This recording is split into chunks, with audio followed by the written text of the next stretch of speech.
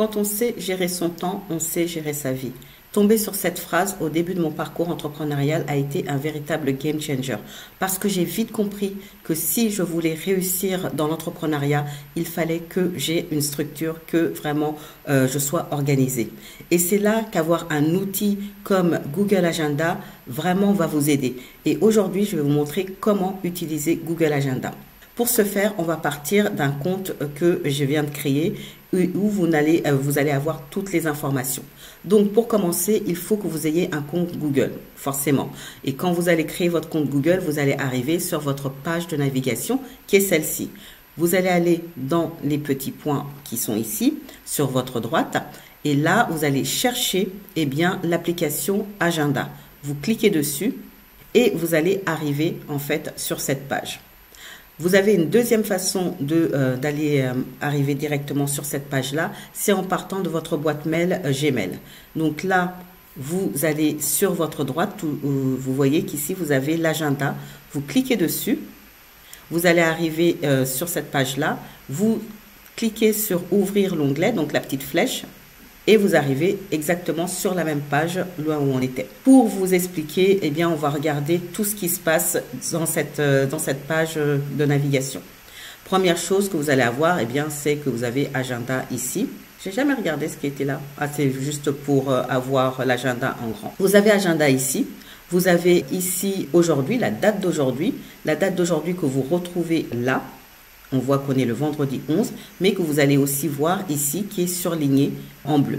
Donc là, vous avez 3 manières de savoir que vous êtes sur l'agenda du jour. Vous avez une présentation qui est à la semaine parce que ici, c'est ce qui a été sélectionné par défaut, mais vous pouvez venir choisir d'avoir juste une visu de la journée. Le visu de la journée va vous permettre de voir si vous avez vraiment beaucoup de choses qui se passent dans cette journée-là, autant avoir cette visu-là. Personnellement, je préfère la visu par défaut qui est à la semaine. Vous avez une visu au mois. Ça vous permet de voir tout ce qui va se passer dans le mois. Ça, j'aime bien le faire en début de mois parce que ça me permet d'avoir une vision globale sur ce qui va arriver les 30 prochains jours.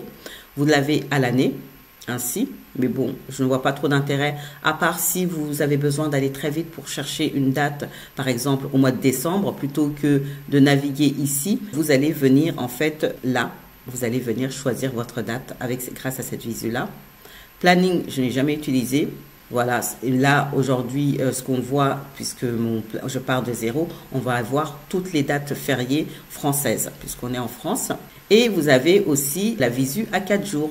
Donc, ça va vous mettre les 4 prochains jours. Donc, personnellement, je n'y vois pas trop d'intérêt. Donc, pour moi, je le laisse à la semaine. Mais là, j'ai été un peu trop vite. Donc, on avait aujourd'hui. Ici, vous pouvez se mettre la semaine suivante puisqu'on est à la semaine. Si ça avait été à la journée, ça aurait été jour suivant au niveau de la flèche. Vous cliquez dessus et vous arrivez à la semaine prochaine. Vous pouvez faire, vous avez le mois, bien sûr. Vous pouvez faire une recherche et chercher les personnes qui sont dans vos contacts et voir en fait leur agenda également. Vous avez une assistante si vous avez besoin d'aide. Vous allez avoir le menu des paramètres qu'on va regarder tout de suite. Donc là, si vous cliquez sur les paramètres, vous voyez que vous avez la langue qui est français, puisque c'est ma langue par défaut. On est en France. Par contre, le format de la date, c'est le format américain. Donc là, ici, je vais venir le changer.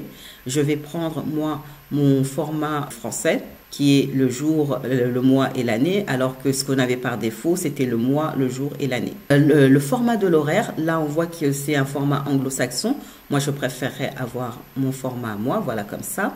Vous pouvez afficher un fuseau horaire qui va être secondaire. C'est intéressant quand on travaille avec des personnes à l'étranger. Typiquement, si vous êtes salarié et que vous avez des clients à l'étranger, vous pouvez le faire. Par exemple, dans mon cas, j'ai des clientes qui sont au Canada et je pourrais mettre un fuseau horaire canadien pour également voir quand je mets des rendez-vous, quelle heure il est chez elle. Mais je sais que par défaut, c'est soit 6 heures, soit 7 heures, selon si on est à l'heure d'hiver ou l'heure d'été. Demandez d'utiliser la position actuelle comme fuseau horaire principal. Vous le laissez en coché, sauf si vous ne le souhaitez pas.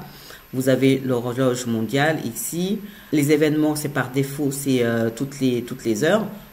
Moi, je le laisse comme ça, mais vous pouvez modifier ici, mettre les événements toutes les 30 minutes. Réunion abrégée, je vous avoue que je ne l'ai jamais utilisé.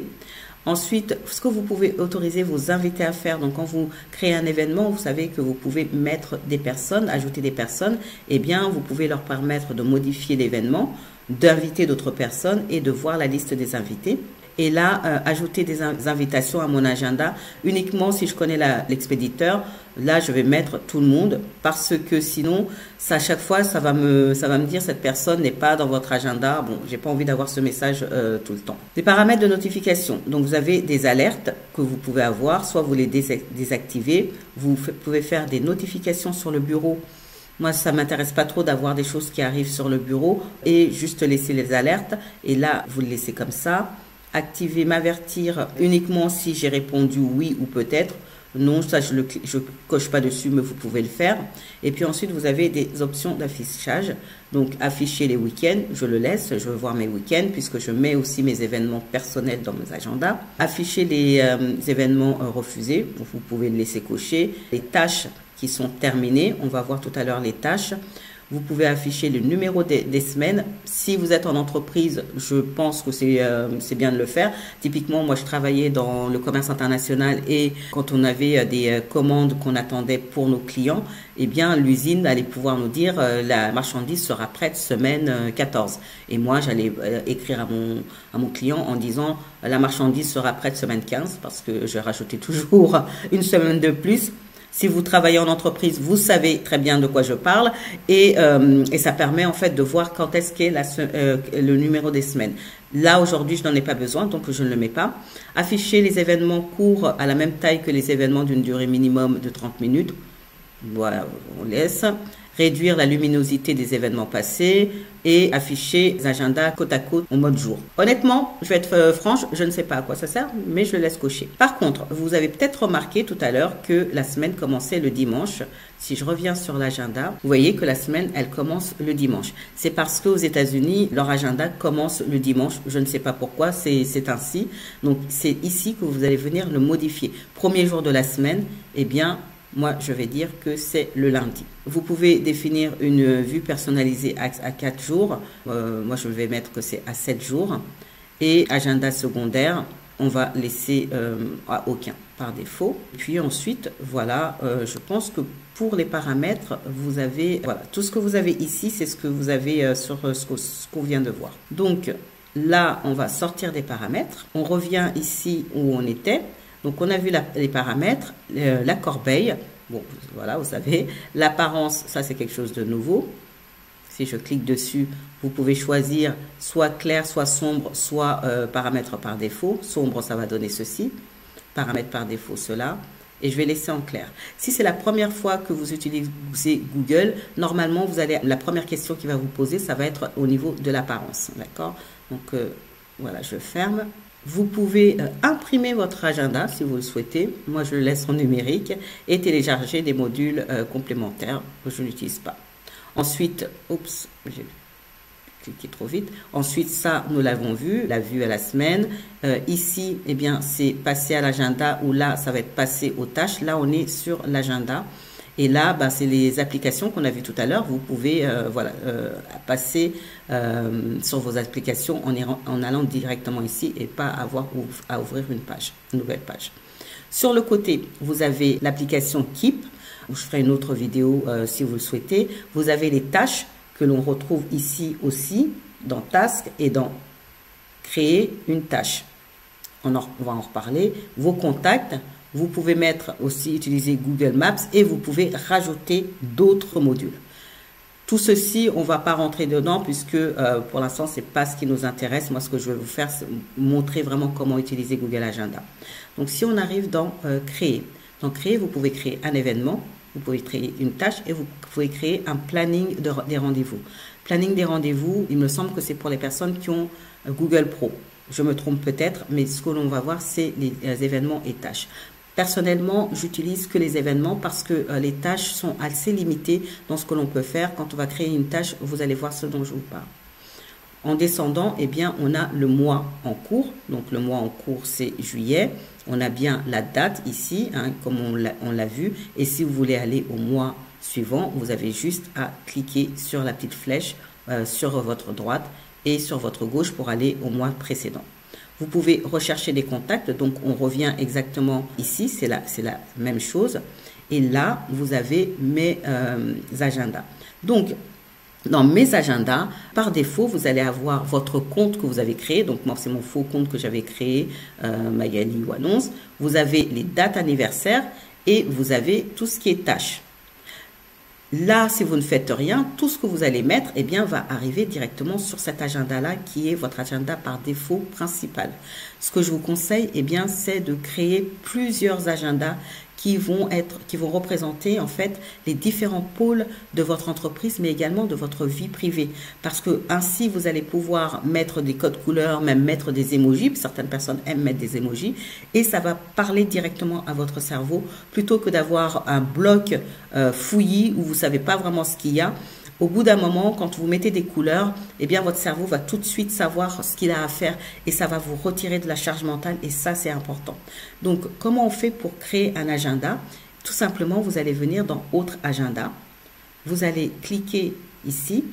Vous pouvez vous abonner à l'agenda. Vous pouvez créer un agenda, parcourir des agendas qui sont susceptibles de vous intéresser à partir d'une URL si vous l'avez et vous pouvez importer un agenda, peut-être que vous aviez un autre outil et vous pouvez importer votre agenda dans Google. Donc nous, ce qui nous intéresse, c'est créer un agenda. On va créer un agenda, on va mettre le nom de l'agenda. Donc là, ici, vraiment, pensez à tout ce que vous faites. Avant de commencer, j'aurais dû vous donner comme conseil de lister toutes les tâches que vous faites dans la semaine. Que ce soit, même si c'est faire la lessive, que ce soit créer du contenu, faire du coaching, créer une formation, vous former personnellement, faire du marketing, faire de la prospection, tout ça, vous allez le noter et vous allez pouvoir le catégoriser. D'accord? Par exemple, vous pouvez mettre administratif business quand vous allez être sur votre administratif, ou ça peut être administratif perso quand vous avez des choses administratives du côté perso à faire. Le temps que vous passez, par exemple, avec votre conjoint, le temps que vous passez avec vos parents, et tout cela, vous le mettez dans votre agenda. Donc, on va commencer par créer un agenda. Je vais l'appeler administratif, comme ça, ce sera beaucoup plus simple. Administratif business. Et ensuite, je ferai une pause sur la vidéo pour créer les autres agendas parce que ça sera redondant pour vous faire gagner du temps. Donc là, on va créer l'agenda administratif business. Vous n'avez pas besoin de mettre des descriptions, sauf si vous le souhaitez. Et vous laissez votre fuseau horaire, qui est par défaut celui où vous êtes. Et vous faites créer tout simplement. Donc là, ça peut mettre un peu de temps. Vous ne vous inquiétez pas. Soit vous revenez en arrière, ou là, vous voyez, ça a été vite. Eh bien, vous avez a été créé et vous pouvez aller le configurer si vous le souhaitez. Configurer, ça va être tout ce qu'on a vu tout à l'heure dans les paramétrages. Donc là, si on regarde sur notre gauche, on a bien administratif business qui a été créé. Je vais revenir en arrière. Et là, vous voyez que dans mes agendas, j'ai administratif business.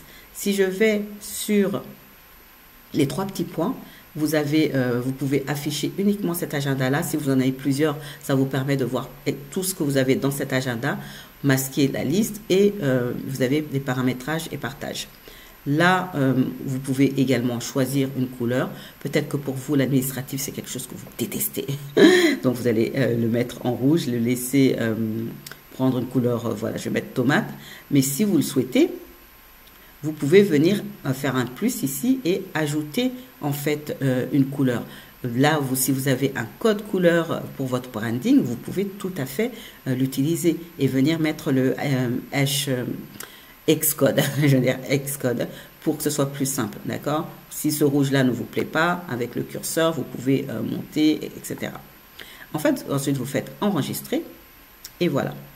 Donc, maintenant que vous avez vu ça, je vais créer d'autres agendas et je reviens, je fais pause. Voilà, là, les différents agendas ont été créés. Ce que vous pouvez faire, c'est que votre agenda principal, vous pouvez le renommer pour que ce ne soit pas juste voilà, votre nom. Donc, pour ce faire, vous allez dans Paramètres et Partage. Là, et vous allez venir modifier. Donc là, par exemple, je peux mettre que c'est le temps pour créer mes vidéos YouTube. Donc, voilà, je vais mettre YouTube tout simplement. Et ça va l'enregistrer par défaut parce que si je reviens en arrière, vous voyez que là, maintenant, c'est devenu YouTube.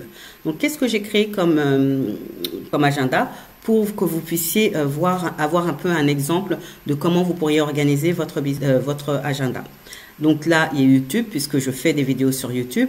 J'ai l'administratif business, l'administratif perso. Les anniversaires, c'est ce qui est mis par défaut par Google. Donc ça, vous l'avez vu. J'ai aussi le deep work. Le deep work, c'est quand en fait, je travaille en continu et que je ne suis pas dérangée, j'ai aucune notification.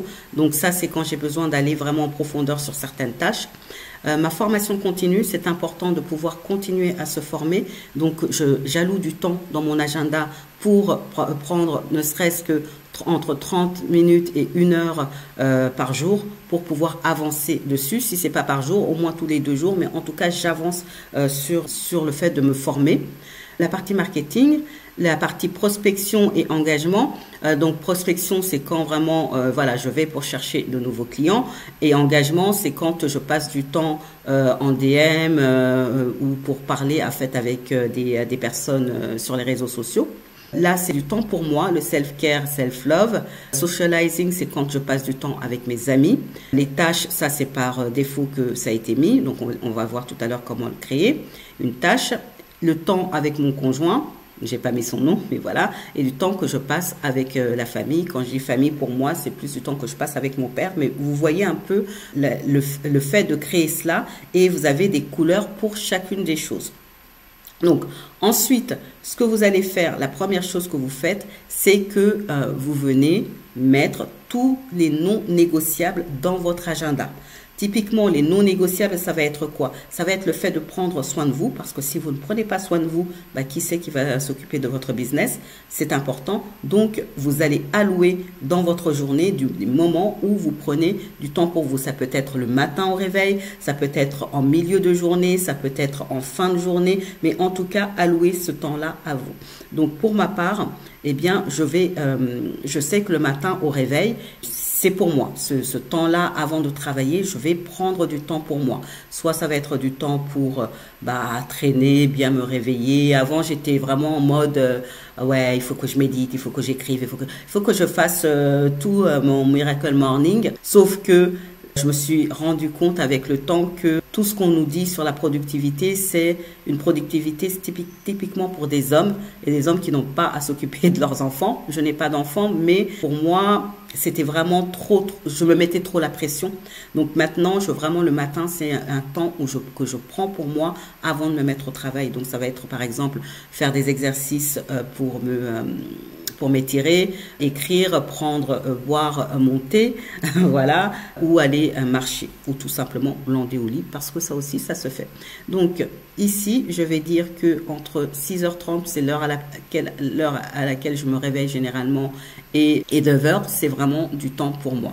Donc là, on va venir créer une tâche qui va être, un événement, pardon, vous voyez, qui va être récurrent. Donc, on met le titre. Là, ici, là, je vais peut-être mettre temps pour moi. On va dire que c'est un événement. Vous savez, dans Créer, vous aviez événement, tâches et planning des rendez-vous. Donc, ici, il nous met la date du jour, forcément. Donc, je vais commencer à demain, on va dire. Donc, on va dire que c'est à partir de samedi et que c'est entre 6h et automatiquement, il va vous mettre 1 heure parce que c'est ce qu'on avait mis par défaut. Donc, on va mettre entre 6h et 8h30. Là, si vous le mettez toute la journée, ça va le mettre vous allez avoir une ligne comme ça toute la journée, il n'y aura pas d'horaire. Mais sinon, vous allez venir ici, soit c'est une seule fois, donc quelque chose qui va arriver que demain, ou sinon, je peux me dire que c'est tous les jours, que c'est toutes les semaines, le samedi, parce que c'est un samedi demain, que ça va être tous les mois, le 2e samedi du mois, puisque là, on sera le 2e samedi du mois, tous les ans, le 12 juillet, ou tous les jours de la semaine, ou sinon on peut personnaliser. Si je vais pour personnaliser, là je peux répéter par exemple une fois toutes les semaines, ou je peux dire que c'est une fois tous les jours, par exemple je peux dire ça. Quand est-ce que ça se termine? Soit c'est jamais parce que pour moi c'est un non négociable, soit si par exemple c'était un coaching, j'aurais pu dire que ça se termine à telle date, ou ça peut être après temps de récurrence. Donc, ça veut dire que vous savez que vous avez, par exemple, des coachings vous avez 12 séances de coaching. Eh bien, vous pouvez dire, après la 12e séance, le 12e rendez-vous, ça va s'arrêter automatiquement. Donc là, moi ici, je vais mettre que c'est jamais. Et je vais faire terminer. Ensuite, je peux ajouter des invités. Donc là, si j'ajoute des invités, je vais aller mettre l'adresse mail de la personne. Ensuite, je peux dire que c'est une réunion Google Meet. Donc là, si vous avez par exemple un coaching ou un événement en ligne, c'est bien et en plus, comme c'est une récurrence, ça sera toujours le même lien. Donc ça, c'est intéressant parce que l'invité vous allez juste avoir à lui dire, bien voilà, maintenant c'est bon quoi, tu reçois ce lien, tu n'as pas besoin de me redemander le lien, ça sera toujours le même. Ajouter un lieu, si ce n'est pas en ligne, si par exemple vous avez un rendez-vous administratif, imaginons, vous avez un rendez-vous chez un spécialiste, c'est la première fois que vous y allez, même si ce n'est pas la première fois que vous y allez, eh bien, vous allez mettre l'adresse, comme ça, Google Maps va pouvoir, vous allez pouvoir plus facilement rechercher l'endroit, surtout pour moi qui prends les transports en commun, et j'ai pas de GPS, donc j'utilise beaucoup Google Maps. Là, ici, vous pouvez ajouter une description. Pour la description, bien, si je reprends l'exemple du rendez-vous administratif, vous allez mettre l'adresse, vous allez mettre le nom du contact que vous avez, son téléphone, s'il y a un code pour rentrer dans l'immeuble, toutes ces informations-là, vous les prenez en amont et vous les mettez ici. Et je vous assure que ensuite vous serez beaucoup plus tranquille le jour J et vous n'aurez pas à stresser pour X ou Y raison. Et ici, vous pouvez venir en fait ajouter une pièce jointe qui sera déjà directement mise, qui est déjà sur Google Drive. Si c'est pas sur Google Drive, ben vous pouvez pas rajouter. Ça, c'est un peu limitant. Et là, vous avez l'agenda. Par défaut, comme le premier agenda ici sur la gauche, c'est YouTube, mais c'était le mien, vous vous rappelez, c'était Mariama, je crois, ou Annonce, je sais plus. Eh bien, c'est le premier. Donc là, je vais venir cliquer ici et je vais venir choisir l'agenda qui correspond le mieux. Et là, je sais que c'est l'agenda Self-Love. Celui-ci, il va mettre que je suis occupé. Vous pouvez changer et dire que vous êtes disponible. Mais là, c'est un non négociable. Je suis occupé. Visibilité par défaut. Et vous pouvez ajouter une notification. Donc, la notification, vous pouvez la mettre 10 minutes avant, vous pouvez la mettre 1 heure avant, 30 minutes avant ou la personnaliser. On va laisser 10 minutes avant. Généralement, moi, je mets 30 minutes avant, mais c'est vous qui choisissez. Vous avez d'autres options si vous le souhaitez. Donc là, ça va vous ouvrir une plus grande page. Vous pouvez rechercher un horaire.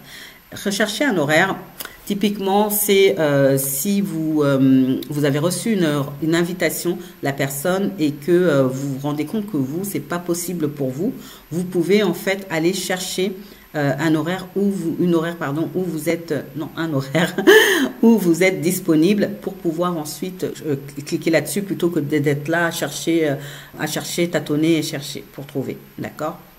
Donc là, je reviens sur le détail. Vos invités, comme on l'avait vu tout à l'heure, ils peuvent modifier l'événement, inviter d'autres personnes et voir la liste des invités. Et je crois à peu près que c'est tout. Non, je voulais vous dire un truc important important. Dans la description, tout à l'heure, j'ai donné l'exemple d'une tâche administrative avec l'adresse, etc.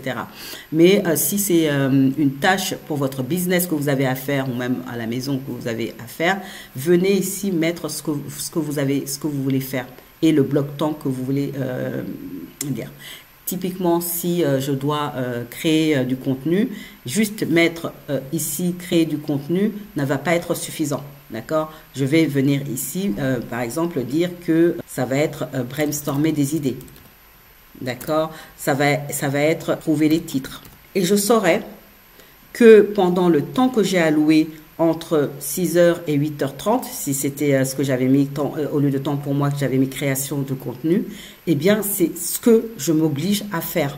Parce que juste écrire création de contenu, c'est trop vaste pour votre cerveau, il ne va pas savoir ce que vous devez faire et c'est là que vous allez commencer à vous éparpiller et faire n'importe quoi, d'accord? Mais vous pouvez même aller plus loin, dire que brainstormer des idées, ça va me prendre peut-être 10 minutes. trouver les titres, ça va me prendre peut-être, allez, on va dire 20 minutes.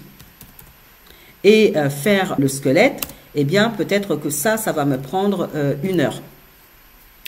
Et là, vous êtes encore plus précise, ok? Et ensuite, bah, vous faites enregistrer. Et comme c'est une récurrence, vous voyez que tous les jours, là, il l'a mis aussi pour dimanche, mais si, voilà, c'est mis pour tous les jours. Là, quand vous voyez fête nationale comme ça, c'est mis au-dessus parce que c'est toute la journée. Si j'avais mis que le temps pour moi, c'était toute la journée, ça serait apparu juste en dessous de fête nationale et vous l'auriez vu à ce niveau-là. D'accord? Donc, voilà pour cela. Si jamais vous vous rendez compte que votre bloc-temps n'est pas assez long, vous pouvez venir, au lieu de rentrer dedans, sur la petite flèche là et agrandir le temps. Par exemple, ici, vous dire, bah, en fait, c'est de 6 heures à 10 heures. Là, il va vous poser la question, est-ce que je le fais juste pour le 14 juillet ou est-ce que je le fais pour cet événement et tous les événements suivants, donc à partir du 14 juillet, ou est-ce que je le fais à partir du 11 juillet, donc tous les événements. Et si je fais tous les événements, je clique dessus, eh bien, vous avez vu que l'horaire a changé.